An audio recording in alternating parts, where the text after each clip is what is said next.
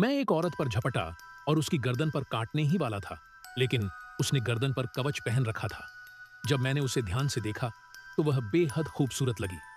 हम पहली नजर में ही एक दूसरे से प्यार कर बैठे और तुरंत शादी करने का निश्चय कर लिया। वैम्पायर परिवार ने हमारे प्रेम को देखा। कबीले के मुखिया ने हमारी हथेलियां काटी। उस स्त्री का खून देखकर सारे वैम्पायर लगभग पागल हो गए। उन्हें यह समझ नहीं आ रहा था कि मैं अपने शिकार से प्रेम कैसे कर सकता हूं। लेकिन प्रेम वाकई बहुत अद्भुत चीज है।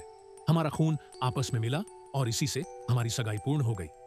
इसके बाद हमारी जुड़वां बेटियां हुईं और हम एक वैम्पायर किले में बस गए।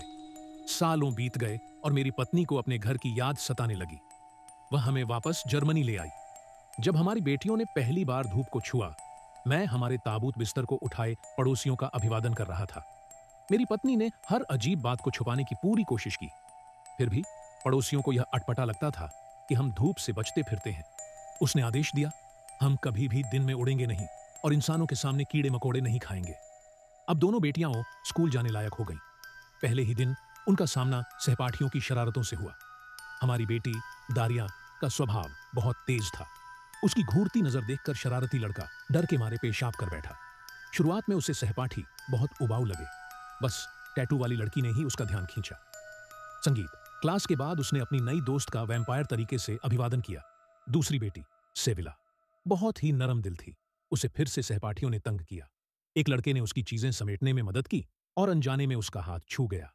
इससे सेविला का दिल जोर जोर से धड़कने लगा।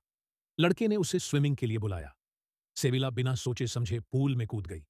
उसका सनस्क्रीन धुल गया और वह सूरज की जलन से झुलस गई। दारिया ने उसके लिए मरहम लगाया। अगले दिन स्कूल में दारिया ने देखा कि उसकी नई दोस्त की तरफ एक तरबूज फेंका जा रहा है। वह तुरंत टेलीपोर्ट होकर पहुंची, तरबूज को पकड़ा और उसे आसमान में उछाल दिया। पूरा क्लास हैरान रह गया।